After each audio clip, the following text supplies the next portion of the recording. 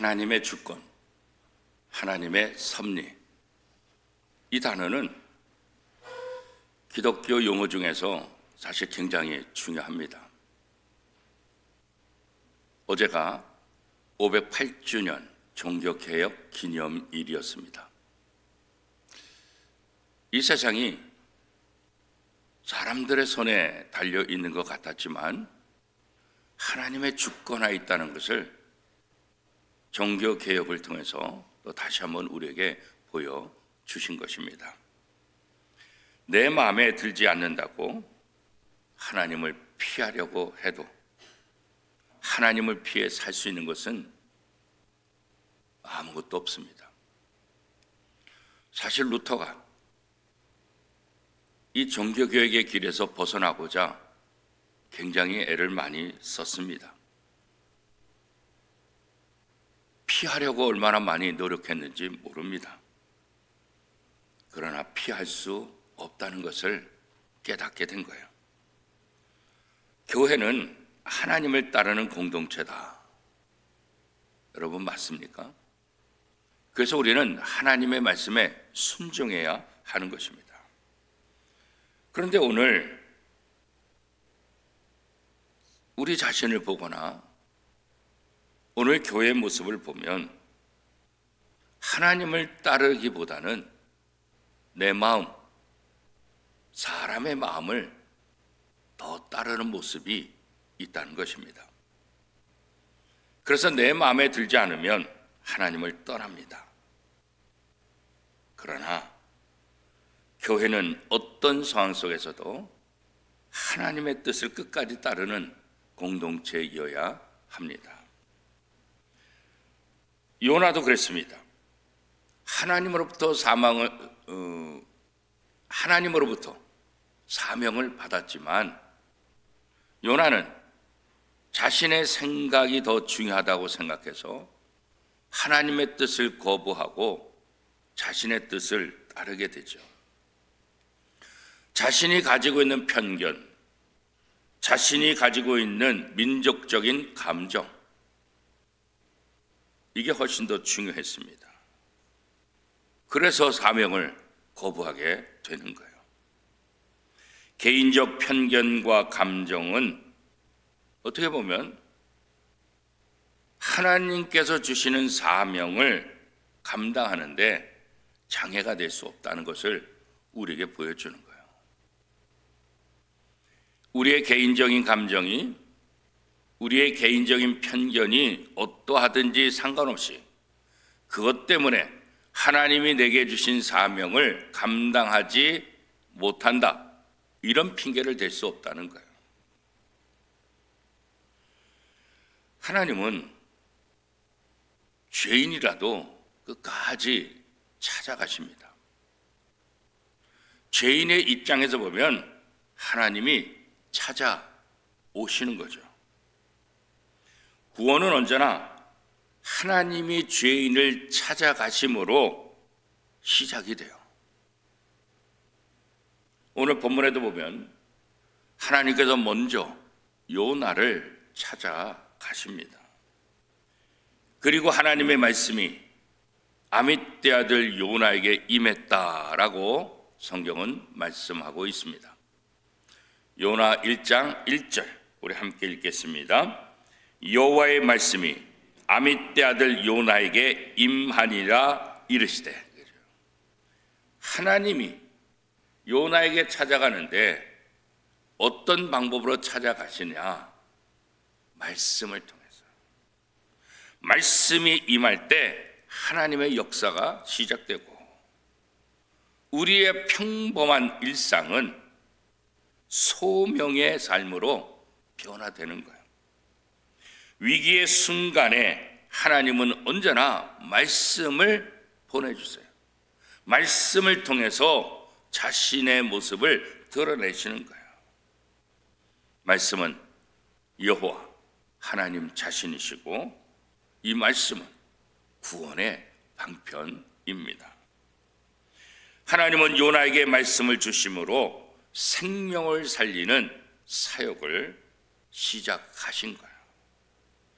말씀이 당도해야 될, 구원받아야 될 그 장소는 어디입니까?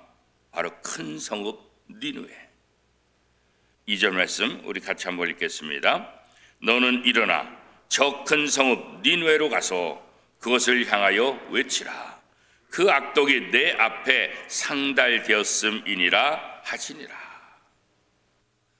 하나님의 말씀이 요나에게 임했고 요나를 통해서 구원할 그 도시는 큰 성읍 니느웨.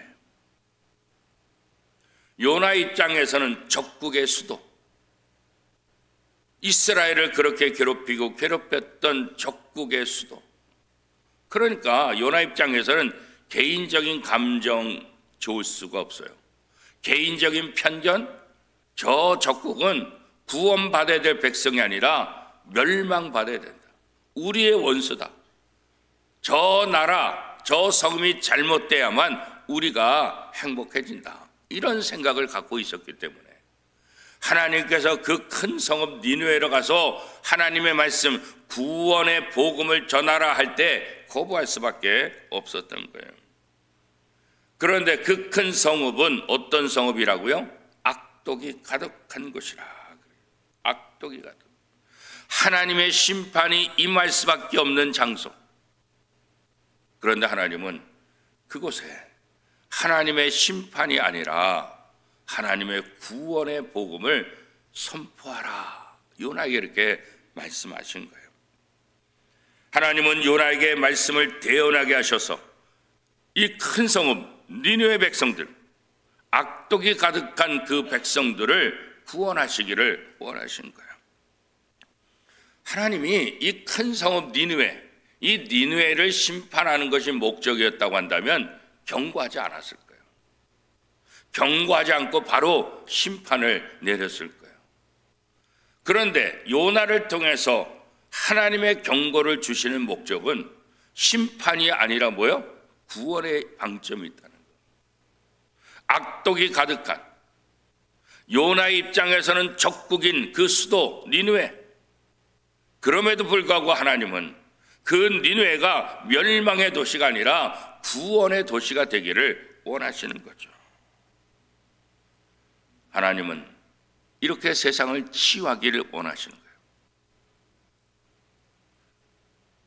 하나님께서 세상을 이처럼 사랑하사 독생자를 주셨으니 누구든지 그 예수 그리스도를 믿으면 구원을 얻게 될 것이다. 이게 하나님의 구원 계획 아니겠어요? 하나님의 구원 계획은 죄악으로 물들어 있는 우리를 치유해서 회복하는 것. 하나님의 자녀로, 하나님의 일꾼으로. 그래서 그 큰 성읍 니느웨도 하나님의 치유의 대상이고 치유받아야 될 백성이고 치유받아야 될 장소다. 요나를 통해서 그것을 분명하게 보여주고 있는 거죠. 그러나 생명의 말씀, 구원의 말씀을 전달받은 요나는 거부하잖아요. 그죠? 개인적인 감정 때문에, 개인적인 편견 때문에 하나님의 말씀이 자기에게 임했는데도 그 하나님의 말씀을 거부하고 도망갔잖아요. 어디로 도망가요? 다시스로 도망갔다 그랬잖아요. 하나님의 얼굴을, 하나님의 주권, 하나님의 섭리가 미치지 않는 그곳으로 도망가야 되겠다. 그래서 다시스로 가게 됐죠. 3절 말씀 같이 읽겠습니다. 그러나 요나가 여호와의 얼굴을 피하려고 일어나 다시스로 도망하려 하여 욥바로 내려갔더니 마침 다시스로 가는 배를 만난지라. 여호와의 얼굴을 피하여 그들과 함께 다시스로 가려고 뱃삭을 주고 배에 올랐더라. 하나님의 섭리를 벗어나고자 자기의 뜻을 이루고자 할 때, 그런데 거기에 오늘 이 말씀에 보니까 다시스로 도망하려고 했는데 딱 가니까 마침 다시스로 가는 배를 만났더라. 그렇게 말하죠. 우리가 우리의 생각이 맞아떨어질 때 그래, 이게 진짜지. 우리의 생각과 우리의 경험과 우리의 방향이 내가 원하는 대로 갈 때 우리는 거기에 더 힘을 주게 되고 더 의지하게 되는 거예요.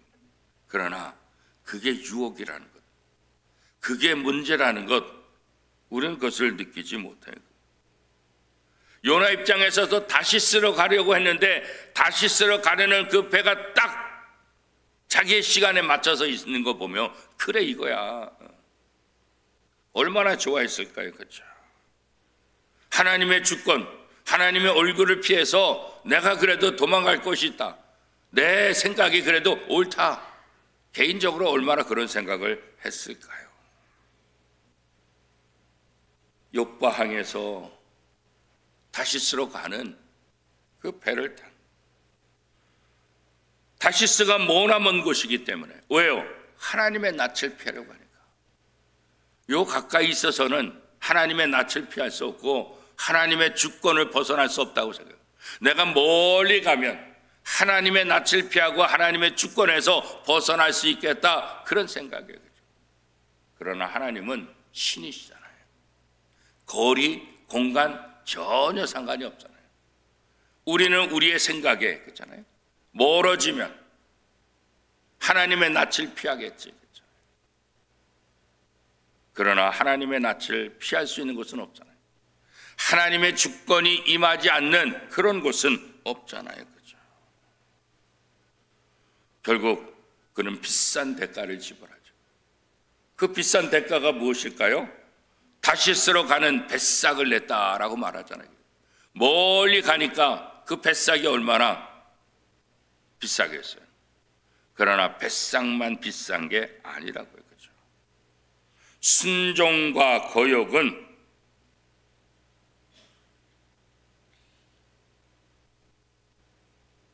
이게 종이 한 장 차이에요. 하나님의 말씀이 임했을 때 이 순종하느냐 거역하느냐. 그렇죠?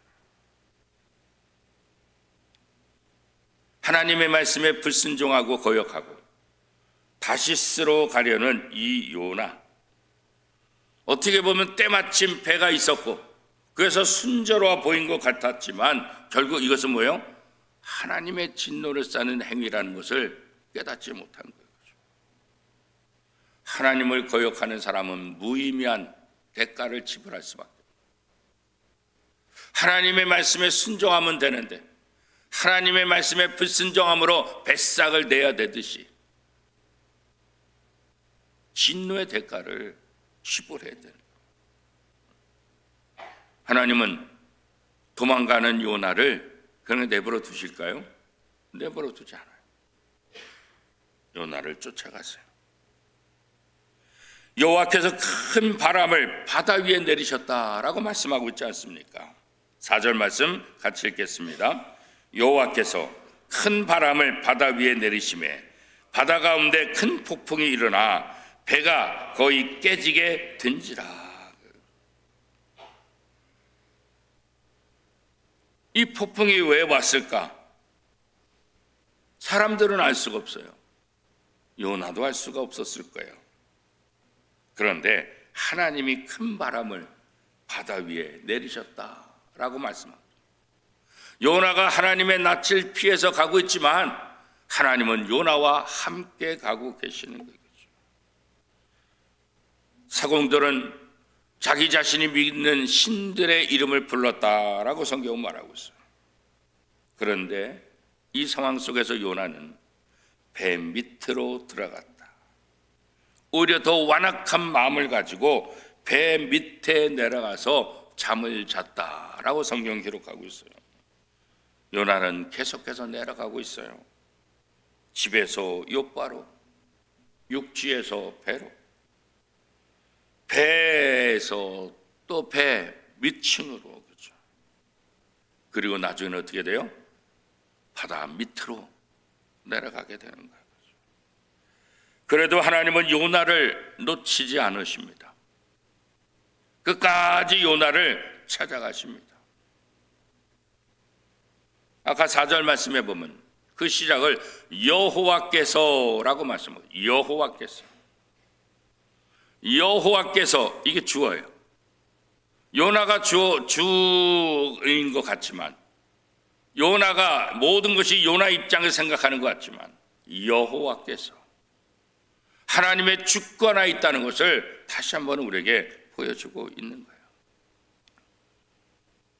폭풍이 일고 배가 심각하게 흔들리고 위험한 그 상황, 모든 사공들이, 모든 사람들이 자기가 믿는 신을 부르고 울부짖는 그 상황. 그런데 선장이 보니까 다 그러고 있는데 한 사람 요나는 배 밑에 들어가서 잠을 자고 있는 거예요. 남들은 살려달라고 하는데, 남들은 자기가 믿는 신에게 부르짖고 울고 있는데 요나는 배 밑창에서 자고 있는 거예요. 선장은 요나를 향해서 말합니다. 자는 자여, 넌 도대체 뭐냐? 너도 너의 신에게 긍휼을 달라고 기도해라. 너도 너의 신에게 살려달라고 기도해야지. 넌 지금 뭐 하고 있냐? 6절 말씀 같이 읽겠습니다. 선장이 그에게 가서 이르되 자는 자여 어찌함이냐? 일어나서 내 하나님께 구하라. 혹시 하나님이 우리를 생각하사 망하지 아니하게 하시리라 하니라. 선장조차도 요나에게 기도하라 다그칩니다. 그러나 요나는 거부합니다. 완악한 마음 때문에, 하나님을 피하려는 생각 때문에, 하나님을 점점 멀어지게 하는 그런 마음 때문에 기도조차 하지 않는 거예요. 기도할 수도 없는 거예요. 하나님 앞에 나아가지 않는 거예요. 그렇죠? 오늘 우리도 마찬가지예요. 완악한 마음으로 하나님 앞에 나가지 않고 하나님 앞에 기도하지 않지만, 그래서 하나님을 피하려고 하지만 하나님은 끝까지 요나를 찾아오시는 거예요. 요나를 찾아가신 하나님, 그 하나님은 오늘 우리를 찾아오셔요. 우리에게도 하나님의 사명, 하나님의 그 뜻을 우리에게 주시려고 찾아오신다고요. 하나님은 불신자를 통해서 하나님의 음성을 선포하게 하세요. 선장을 통해서 요나에게 말씀하신 거예요. 오늘 우리 주변에도 보면 우리가 나약하고 우리가 하나님의 말씀에 순종하지 않으냐고, 우리가 하나님의 낯을 피하려고 할 때 어떤 때는 불신자를 통해서 우리에게 말씀하시는 거예요. 야, 너 교회 다니지 않아? 야, 너 교회 다니는 사람이 그래도 돼? 야, 너 교회 다니는데 지금 예배 시간인데 예배 안 드려도 돼? 오히려 불신자들이 우리에게 말할 때가 있다. 불신자들을 통해서 하나님의 음성이 들릴 때가 많이 있다고요. 선장을 통해서 요나에게 말씀하시는 거죠. 결국 하나님은 이 문제를 해결하는 방법을 제비뽑기로 할 수 있도록 지혜를 주죠. 다른 사람은 몰라도 요나는 이 풍랑이 왜 왔는지 너무나 잘 알고 있잖아요. 그죠? 요나는 제비를 뽑기 전부터 하나님이 풍랑으로 인해 침몰하기 직전에 배에 함께 계심을 알고 있었을 거예요. 사람들은 재앙의 근원을 몰랐지만 요나는 분명히 알고 있잖아요. 그죠? 하나님은 요나가 제비를 뽑도록 섭리하신 거예요. 제비 뽑기는 우연인 것 같지만 하나님의 뜻이 거기에 담겨져 있는 거예요. 제비 뽑기를 통해서 하나님의 섭리가, 하나님의 주권이 이 세상 모든 것을 다스린다는 것을 또다시 우리에게 보여주는 거죠. 그 많은 사람이 탔는데 요나가 그 제비를 뽑게 된다는 것, 우연일까요? 우연이 아니죠. 하나님의 계획이죠. 여호와의 낯을 피하려던 요나의 계획은 자신의 생각대로 순조롭게 나가는 것 같았지만 결국은 큰 풍랑으로 인해서 자신의 계획이 얼마나 허무한 것인가, 얼마나 부질없는 것인가 다시 한번 깨닫게 되잖아요. 그죠? 요나는 결국 자신이 섬기는 하나님 여호와를 고백하고 있죠. 어떻게 고백하고 있습니까? 9절 말씀 우리 같이 한번 읽겠습니다. 그가 대답하되 나는 히브리 사람이요 바다와 육지를 지으신 하늘의 하나님 여호와를 경외하는 자로다. 자신이 누군지 고백하고 있는 거예요. 바다와 육지를 지으신 하늘의 하나님 여호와를 경외하는 자로다. 그럼에도 불구하고 하나님의 명령을 어기고 하나님의 낯을 피하라고 다시스로 도망했던 자신의 모습이죠. 사람들은 요나의 고백을 듣고 두려움에 빠지게 됩니다. 하나님을 피할 수 없음에도 피하라는 요나, 그 요나를 하나님께서 벌 주셔서 이 큰 풍랑이 일었다는 것 이들도 깨닫게 된 거예요. 하나님의 소명을 받은 사람들은 어떠한 상황 속에서도 하나님의 낯을 피할 수 없다는 거예요. 그래서 하나님의 사람들은 하나님의 말씀에 순종해야 된다는 거예요. 우리가 하나님의 낯을 피하면, 하나님과 멀어지려고 하면 하나님께서 그냥 내버려 두는 것이 아니라 그 상황까지도, 그 장소까지도, 그 마음속까지도 하나님이 찾아오신 거예요. 찾아가셔서 결국 하나님의 뜻을 이루신다는 것을 이 요나를 통해서 우리가 다시 한번 보여주고 있는 거예요. 그러게 오늘 우리는 하나님의 뜻을 거역하려는 생각보다는 하나님의 말씀에 아멘하며 순종하는 것, 이것이 바로 성도들의 모습이라는 것을 요나를 통해서 하나님께서 우리에게 깨우쳐주고 있는 것 아니겠어요? 그렇죠? 하나님은 불순종하는 사람 그냥 내버려 두지 않는다고요. 그렇죠? 왜요? 하나님이 직접 찾아가시는, 우리 입장에서는 찾아오시는 하나님, 사실 얼마나 감사하겠죠. 요나를 찾아가신 하나님은 오늘 우리를 찾아오시는 거예요. 우리의 마음이 어떠하든지, 우리의 상태가 어떠하든지 하나님은 나를 버리고 하나님은 나와 상관없는 하나님이 아니라 고난의 현장 속에 찾아오시고 아픔의 현장 속에 찾아오시고 우리의 삶의 현장이 어떠하든지 하나님은 우리와 함께 하시고 우리를 통해서 하나님의 뜻을 이루기를 원하신다는 거죠. 우리도 우리의 삶을 살다 보면 요나처럼 개인적인 감정, 개인적인 편견으로 하나님의 말씀에 불순종하려고 하는 그 순간들이 있지 않습니까? 그죠? 하나님의 뜻을 거부하는, 우리가 아무리 거부해도 하나님은 하나님의 뜻을 굽히지 않아요. 지난주에 설교한 대로 드보라 선자를 통해서, 바락을 통해서 하나님의 백성들을 구원하기를 원했지만 바락이 순종하지 아니하므로 바락이 하나님의 영광의 도구로 쓰임받는 것, 그렇지 않고 그 영광이 다른 여인에게로 갔다. 하나님은 하나님의 계획을 포기하지 않는다는 거예요.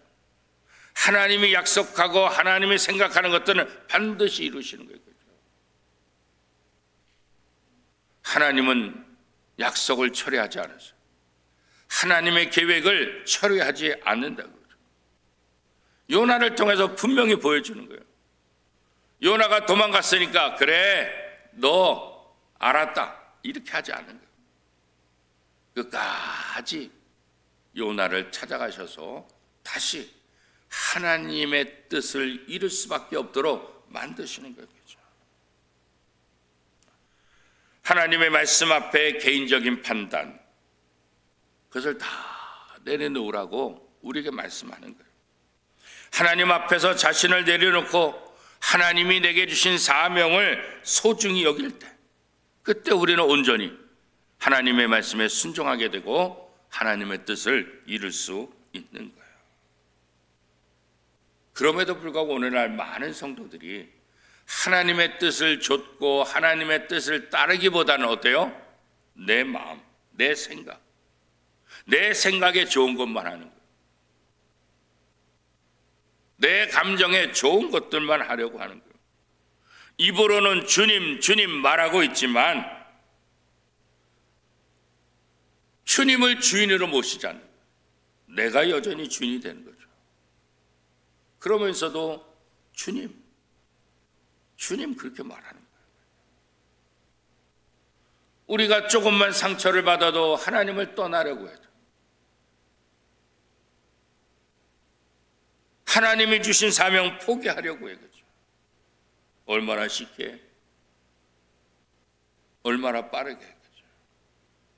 그러나 우리는 어떤 상황 속에서도 하나님을 피할 수 없어요. 하나님의 뜻을 거역할 수가 없다는 거예요. 하나님이 주신 사명이 마음에 들지 않아도 끝까지 하나님의 말씀을 따라야 되는 것, 그게 하나님의 백성들의 모습이에요. 그것을 통해서 하나님의 뜻이 무엇인지를 우리에게 보여줍니다. 우리의 편견과 우리의 감정 때문에 하나님의 뜻을 분별하지 못하는 그런 어리석은 모습이 우리에게 있잖아요. 요나처럼. 그럼에도 불구하고 요나를 찾아오셔서 하나님의 거대한 계획을 다시 말씀해 주시고 결국은 요나를 통해서 하나님의 뜻을 이루어 가시는 분 거죠. 지난 10월 한 달 동안도 하나님의 은혜로 잘 살고 11월 1일을 맞이했어요. 그렇죠? 이 11월 한 달 동안 여전히 하나님은 우리를 찾아오실 거라. 우리를 통해서 하나님의 뜻이 이루어지기를 원하고 있다고. 다양한 모습으로 사람마다 다르게, 그렇죠? 각자 각자에게 주신 사명들이 있다고요. 그렇죠? 교회 안에서 여러 가지 직분을 통해서 11월 한 달 동안도 봉사하기를 원하시는 하나님의 그 마음이 있다고요. 그렇죠? 내가 어떤 직분을 갖고 있든지 어떤 사역을 하든지 그것을 통해서 하나님의 영광의 도구가 되기를 원하고 계신다고요.